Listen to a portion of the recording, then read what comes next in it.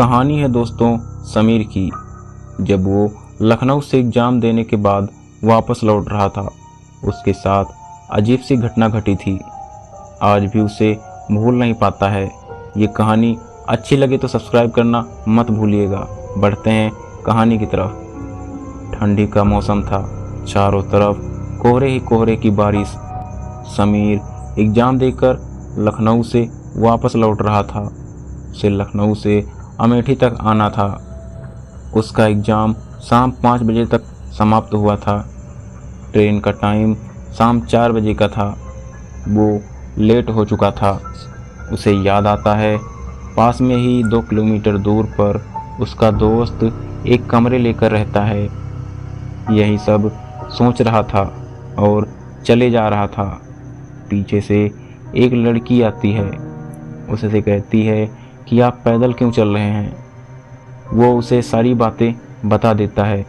समीर कहता है, पास में 2 किलोमीटर दूर पर एक रामपुर कॉलोनी है, जहाँ पर उसका दोस्त राजू रहता है।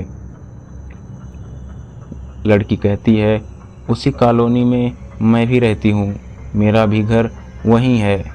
अपना नाम बताते हुए कहती है, मेरा नाम राधा है, मेरे पिताजी का नाम संजय है। एक राजू नाम का लड़का मेरे घर के थोड़ी ही दूर पर रहता है। उसको एक बार वॉलीबॉल टूर्नामेंट में देखा था, तब से जानती हूँ।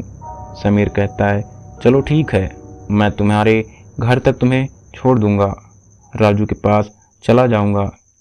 राधा और समीर कॉलोनी की तरफ ही पहुंच चुके होते हैं। राधा कहती है, मेरा घर आने वाला है, और वो रास्ता राजू के कमरे की तरफ चला जाता है। जाइए, आप चले जाइए। समीर कहता है, चलो घर तक छोड़ दूं। राधा मना कर देती है। वो कहती है, आप जाओ, मैं चली जाऊंगी। फिर समीर उसी बताए हुए रास्ते से राजू के कमरे तक पहुंच जाता है। अगले दिन समीर को घर जाना था। शाम 4 बजे की ट्रेन थी। वो सोचता है कि राधा से मिलकर ही जाऊंगा। वो पूछता हुआ संजय जी के गेट पर पहुंच ही जाता है। संजय जी बाहर ही बैठे थे। समीर बताता है कि कल आपकी बेटी राधा मिली थी, सोचा मिलकर जाऊं। संजय जी का मुंह लटक सा गया था। समीर को यह बात नहीं समझ में आती है। समीर कहता है, राधा कहाँ है अंकल जी। संजय जी की आंखें भर सी आई थी। संजय जी एक तस्वीर की तरफ इशारा करते हैं, जिस पर राधा की तस्वीर थी और फूलों की माला चढ़ी थी।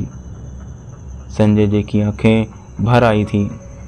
वो कहते हैं, वो कुछ दिन पहले ट्रेन से उतरी थी, घर आ रही थी, अचानक किसी बस ने टक्कर दे दी थी, उसकी मृत्यु हो गई थी। फिर संजय जी समीर से कहते हैं, बेटा वो तुमसे मिली तो दुखी तो नहीं थी ना। समीर कहता है, जी नहीं, हंसते हुए बात कर रही थी। समीर भरी आंखों से भावुक होकर कहता है, अंकल जी अब मैं चलता हूँ। और समीर 4 बजे की ट्रेन से घर वापस चला जाता है। दोस्तों, आज की कहानी यहीं तक।